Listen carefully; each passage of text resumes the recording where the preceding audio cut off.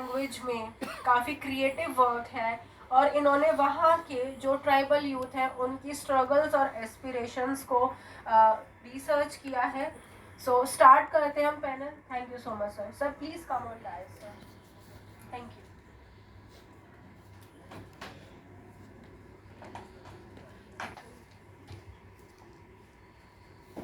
धन्यवाद। मैं अरिमर्दन कुमार त्रिपाठी अभी तो आगरा से आया हूँ। इससे पहले मैंने शांति निकेतन में 10 साल तक जनजातीय भाषाओं के डॉक्यूमेंटेशन पे काम किया था, जिसमें बंगाल, उड़ीसा, छत्तीसगढ़ और उसके कुछ क्षेत्र थे, इसलिए उन क्षेत्रों में जाने का अनुभव मिला था। उन छोटे छोटे गांवों और कुनबों तक जाने का अवसर मिला था। उसके बाद समझ में आया कि जो आज का विषय है, decolonising literary spaces mainstream tribal voices in the national discourse. हम सबको पता है कि हम जैसी स्थितियों में अफ्रीकन देशों से एक आवाज उठी थी, जिसमें बहुत महत्वपूर्ण किताब आई थी डिकोलोनाइजिंग माइंड नुंगुआ थेंगो का, जिसमें वो कहते हैं कि हमारे यहाँ जितने अंग्रेजी साम्राज्य थे या अंग्रेजी विरासत थी, उसने हमारे दर्द को, हमारे अपनी मूल चिंताओं को उसी तरह बनाए रखने के लिए एक नया स्पेस तैयार किया था। हम जब अपनी भाषाओं की, अपनी संस्कृति की बात करते हैं, जिसकी तरफ गांधी ने इशारा किया था कि गोरे अंग्रेज चले जाएंगे, काले अंग्रेज बैठ जाएंगे, ऐसा हमको स्वाधीनता भी नहीं चाहिए, ऐसे हमको देश भी नहीं चाहिए। संयोग से स्थितियां ऐसी बनी कि हम ऐसे ही देश में रह रहे हैं। गोरे अंग्रेज चले गए, काले अंग्रेज अभी भी हैं। यह विषय की मूल स्थापना है। इसमें हमारी अपनी आवाजें, क्या हम उन जनजातीय क्षेत्रों की आवाज, उनकी पीड़ाएं, उनके साहित्य, उनके कल्चर की जो चेतना है, क्या हम नेशनल डिस्कोर्स में उस तरह से स्थापित कर पाते हैं?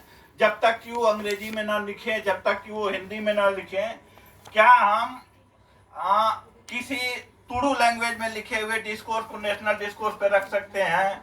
क्या किसी महाली, किसी बिरहोर, किसी कोड़ा के लिखे हुए पाठ को नेशनल डिस्कोर्स में रख सकते हैं? यही सब लगता है कि इस सत्र की चिंता है। मुझे खुशी है कि इस सत्र में बड़े बड़े लोग शामिल हैं। इस पे मुकम्मल बहस होगी। मैं इनवाइट करना चाहता हूं डॉक्टर जवेरी भाई सिंह पटेल जी को कि अपनी बात रखें, इस पे अपनी चिंता भी शामिल करें। धन्यवाद।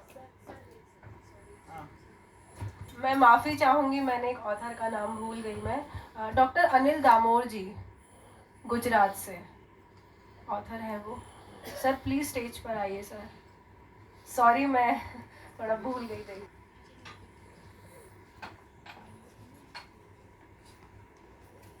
आप सभी की जय, गुड मॉर्निंग। आज के इस सेशन के चेयरपर्सन और को स्पीकर, सबसे पहले हम आभारी हैं कि जो नेशनल जो ट्राइबल रिसर्च इंस्टीट्यूट है और IIPA हैं और भारतीय जन मंत्रालय है, जिसके तहत हम यहाँ इकट्ठे हुए हैं, तो उसका मैं शुक्रगुजार करता हूँ कि यहाँ मुझे आने का मौका दिया और आपके समक्ष हम जो अपनी जो सोच है वो कुछ शेयर करेंगे।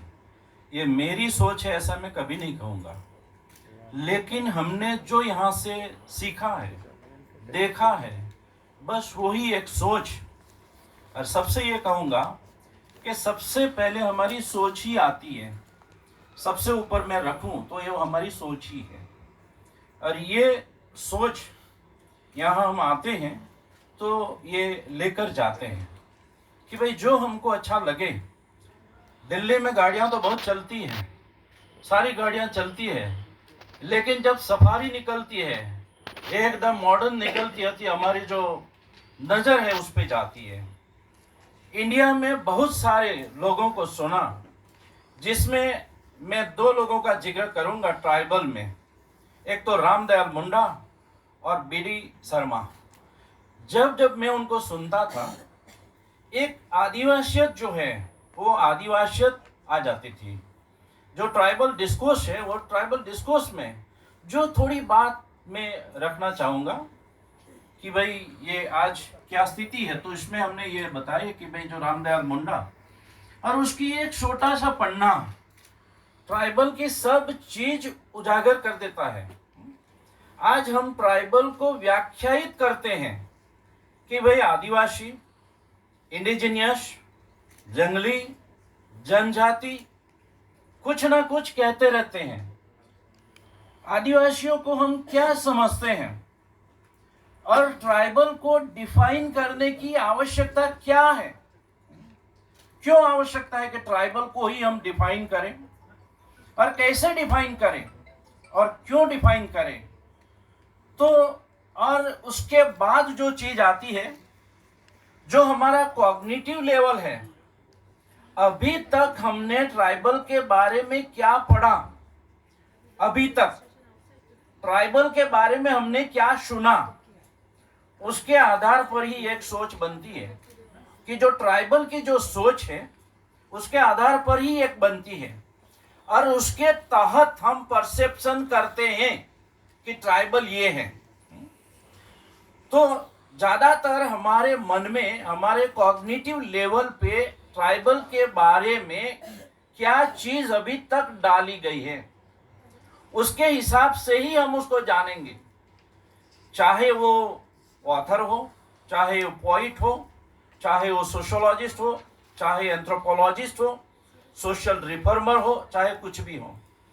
और बाद में मैंने एक ये चीज देखी कि जिसको जब वैसा लगता है उसके हिसाब से वो ट्राइबल के बारे में सोचता है। तो क्या यही सही है कि जिसके मन में जो सोच पड़ी है उसके हिसाब से ही ट्राइबल के बारे में सोचता है?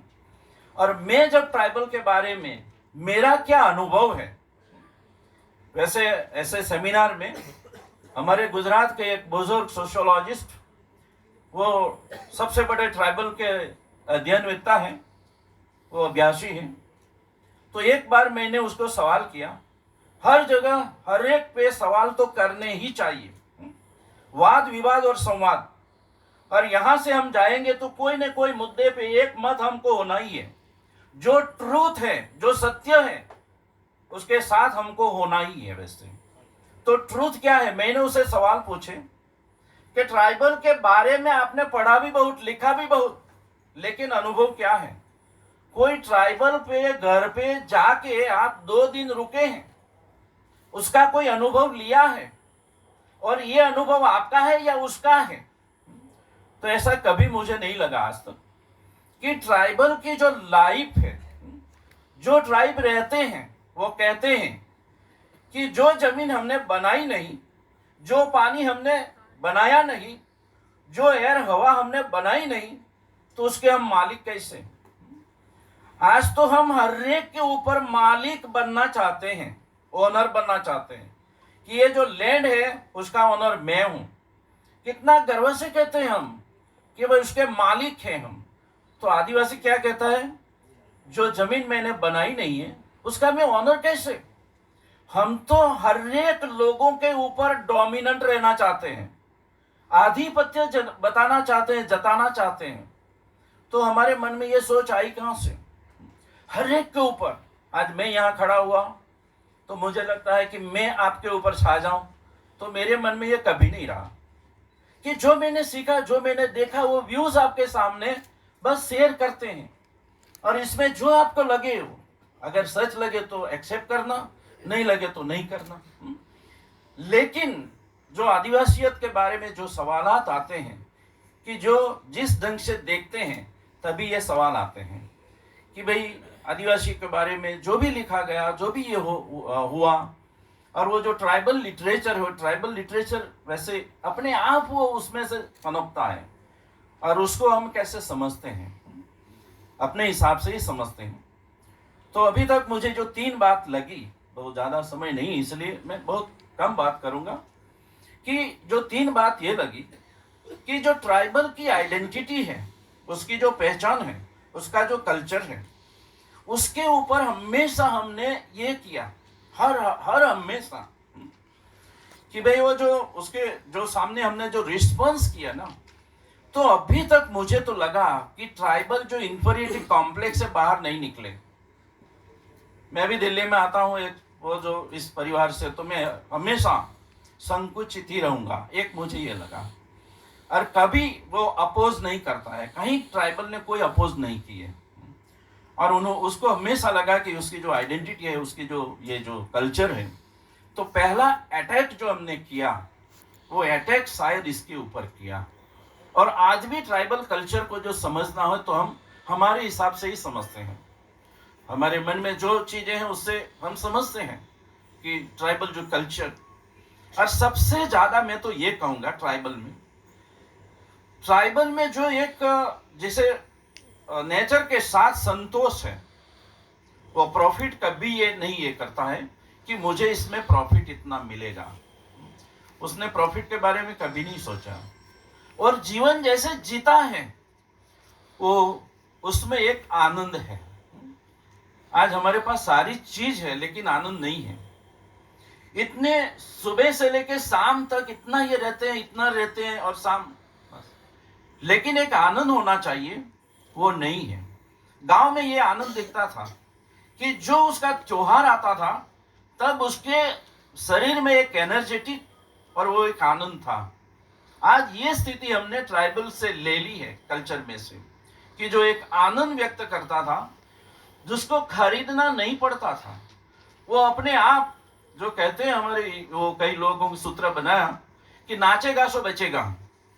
और मैंने भी देख लिया कि जो हमेशा वो ये करता है तो उसमें एक एनर्जी भी आती है और आनंद भी रहता है। आज सारी क्लब में और जिसमें और वेस्टर्न में सब में क्या है, तो जो लोग नाचते हैं तो इसमें पूरा एक आनंद रहता है। तो पहली मेरी एक बात ये थी, ट्राइबल आइडेंटिटी, उसका कल्चर है, सभी चीजें उसकी जो वे ऑफ लाइफ है, वो सभी के प्रकृति के जो भी तत्व हैं, उसमें हम एक कहें कि जब अमेरिका ने हिरोशिमा और नागासाकी के ऊपर बॉम्ब ये किया, विस्फोट किया, और उसके बाद वहां के ट्राइब ये कहते हैं, उन्होंने पत्र लिखा कि भाई उसमें हम जिम्मेदार नहीं हैं, इसमें हमारा कोई रोल नहीं है।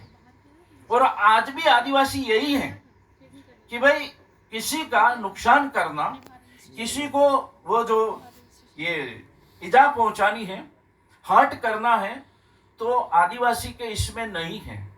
गलत वाली जो चीज है, तो मुझे भी ऐसा लगा कि हम कहीं भी हों लेकिन गलत कर ही नहीं पाए, गलत करे ही नहीं, हम कहीं भी हो। तो मुझे लगा कि मैंने आदिवासियत से यही सीखा कि हम कहीं भी हो लेकिन हमारे से गलत जो चीजें हो रही है वो कभी नहीं हो। अगर ऐसी जो आदिवासियत हम में आ गई तो उसके बाद तो हमको क्या चाहिए कि कभी भी कहीं भी, लेकिन हमारे से कोई ऐसा गलत ना हो कि जिसकी वजह से आज लोग भुगत रहे हैं, हर जगह भुगत रहे हैं। कहीं पीसफुलनेस नहीं है, कहीं पे अटैक है, कहीं पे शासन है, कहीं के पावर है, और पावर से हमको कुचला जा रहा है। सबसे ज्यादा ये देखा कि जहां भी पावर है वहां कुचला जाता है, उसके हिसाब से लोगों पे ये काम करवाया जाता है। तो आदिवासियों की मुझे लगा कि जहां भी जीते हैं वहां अटैक ना हो। दूसरी चीज मुझे लगी कि ये जो प्रॉपर्टी है, और प्रॉपर्टी का एक ये जो हुआ है अभी पूरे विश्व में, जितनी भी प्रॉपर्टी हमके ऊपर हो, जो ये और इसका जो ये एक मार्केटाइजेशन कहें, मार्केट कहें, और उसमें प्रॉपर्टी कहें, और उसकी जो हमें भूख है, ग्रीड है, वो कहीं अटकने वाली नहीं है। और वो ज्यादातर अभी ट्राइब में भी वो दिन प्रतिदिन बढ़ती जा रही है। वो जो एक संपत्ति का जो एक लगाव है, मोह है, वो ज्यादातर दिन प्रतिदिन बढ़ता जा रहा है। और वो जो अटैक ट्राइब के ऊपर हुआ, हमारी खेती हमने देखी तो हमने खेती इसलिए नहीं की कि मुनाफे के लिए की, लोग जी सके इसीलिए हमने वो खेती बाड़ी की कि जो भी प्रोडक्शन हो हमारे इसके लिए हो। वो जो हम जो ये एनिमल हस्बेंड्री जो पशु पालते हैं, वो इसलिए नहीं कि हमको ज्यादा से ज्यादा उसमें प्रॉफिट हो, कोई भी चीज इसलिए नहीं करते थे कि जिसमें मुनाफा हो। आज तो हम कहीं भी हो इसमें मुनाफा हो, पर एक ही बात हर लोगों के मन में डे टू डे सबसे ज्यादा आ रही है। और जब मुनाफा हो तो हमारा जो एक स्वार्थ आ ही जाता है। कोई भी व्यक्ति हो उसमें स्वार्थ नहीं आए ऐसा नहीं बनता है, उसमें से मुझे क्या मिलेगा, ये हर हमेशा एक बात आती है। तो ट्राइबल की दूसरी जो ये है, उसके सामने जो चैलेंजेस आ रही है वो एक ये चीज थी। तीसरा हमको ये लगा, तीसरी बात ये लगी कि जो कानून है, जो जितने कानून उसके ऊपर लगाए गए और उसमें उसका जो नेचुरल लाइफ है वो उसने खो दी। हमारा जो कॉन्स्टिट्यूशन उसमें कई प्रावधानें की, लेकिन उसके ऊपर कई लॉज जो लागू हुए, वो लॉज के हिसाब से कई लोग कहते हैं कि जो नेचर के हिसाब से जी रहे हैं उसके कानून की क्या जरूरत है। नेचर के हिसाब से जीते हैं, हाँ, अपने आप, तो उसके ऊपर कानून क्या है। लेकिन ऐसा नहीं हुआ है कि भाई उसका जो मेजर डैम्स है, उसकी जो जमीन है, मेजर प्रोजेक्ट्स हैं, वो वहां आ रहे हैं और कानून के हिसाब से वो कहते तो हैं कि सर्व लोगों के फायदे में ये है, और उसको वहां से जो ये विस्थापित कर दिया जाता है। तो ये जो एक कानून है और इसके हिसाब से उसको जो अटैक हुआ है, बहुत सिंपली भाषा में वो कह देते हैं कि भाई जो कानून के हिसाब से उसको जितना भी नुकसान हुआ है वो कहीं नहीं हुआ। एक बहुत बड़े आदमी ने उसको ऐसे प्रोग्राम में 2 मिनट दी और 2 मिनट में उन्होंने एक यही बोल दिया कि जब तक आदिवासी के ऊपर कानून रहेगा तब ये नहीं बचेगा। एक बात ये, और लास्ट में मैं ये कहूंगा कि जो लोग इस क्षेत्र में पड़े हैं, जो भी लोग इस क्षेत्र में काम कर रहे हैं, वो ट्राइबल के एरिया में जाए, 2-3 दिन रहे, अनुभव करे, उसके बाद वो इस क्षेत्र में काम करे। अन्यथा अगर ऐसा ही चला तो अपने हिसाब से ही चलेंगे। तो थैंक यू सो मच जोहार कि यहाँ मुझे बोलने का मौका मिला, शेयरिंग करने का मौका मिला। ये जो संस्था है उसके जो डायरेक्टर है नूपुर मैडम, मैं उसका शुक्रगुजार हूँ कि मुझे यहाँ ये बोलने का मौका मिला। Thank you so much. Thank you, sir. And please welcome our esteemed guest or chair for this session, Professor Nupur Tiwari ma'am. She is Special Director, National Tribal Research Institute and Chair Professor, Indian Institute of Public Administration, New Delhi. Ma'am.